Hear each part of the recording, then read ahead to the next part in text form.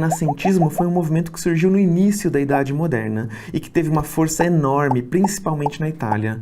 Estamos repetindo isso porque é muito importante você lembrar essa informação na hora da prova, beleza? Seguinte, naquela altura do campeonato, o sistema feudal não funcionava mais como antes e entrou em crise. As pessoas daquela época não queriam mais viver confinadas nos pequenos espaços que eram os feudos e decidiram reinventar seu estilo de vida. Para isso, a galera da Europa Ocidental se apropriou dos conceitos racionais e humanistas, típicos do classicismo da Grécia e da Roma Antiga. Essas ideias mudaram o foco das ações sociais. Antes, a vida das pessoas era pautada nas normas da Igreja Católica. Com o renascentismo, isso mudou. As vontades do homem passam a ser prioridade nas escolhas que os indivíduos fazem para si mesmos. Mas olha só, não que a religião perdeu total importância não, pelo contrário, só não era mais o eixo que norteava as ações daquele momento. Nesse contexto todo, o Renascimento pode ser reconhecido por 7 características: o antropocentrismo, o hedonismo, o racionalismo, o naturalismo, o classicismo, como falamos aí em cima, e o individualismo e o otimismo. Vamos começar pelas duas principais delas, o antropocentrismo e o hedonismo. Só pelo nome talvez você já tenha sacado a ideia.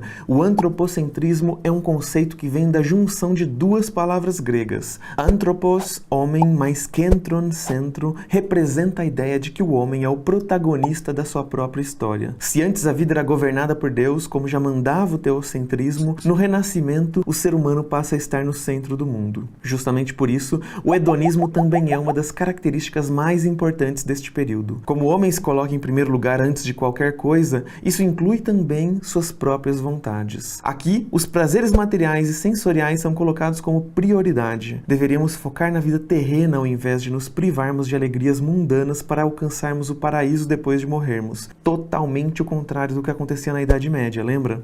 Além disso, quando você vir que uma questão fala sobre o renascentismo, lembre logo dos conceitos do racionalismo. Pela primeira vez até então, o homem é o centro de todas as atenções. Consequentemente, o racionalismo põe em pauta a razão humana como principal assunto a ser explorado pelas ciências e pelas artes. Os intelectuais observavam e faziam vários experimentos para descobrir o maior número de informações possíveis sobre esse universo inédito que era o ser humano. Inclusive, a relação entre o homem e seu meio também é bastante abordada pelo naturalismo. Os cientistas do renascentismo passaram a questionar se tudo que havia na natureza realmente havia sido criada pela ação divina.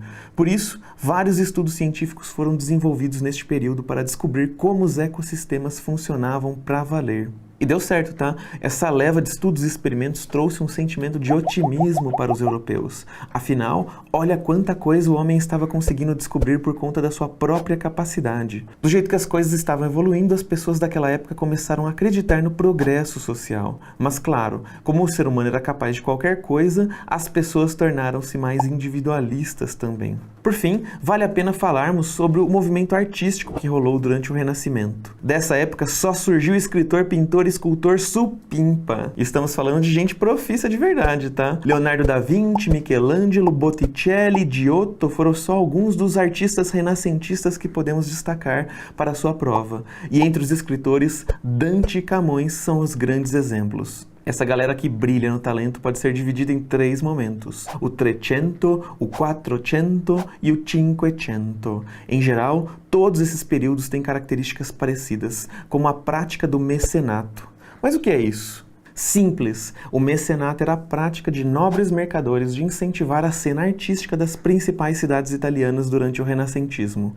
Mas, já no Cinquecento, as grandes navegações afetaram a economia italiana, tanto é que o Renascimento se espalhou para vários outros países da Europa, como Espanha, Inglaterra, Holanda e Portugal.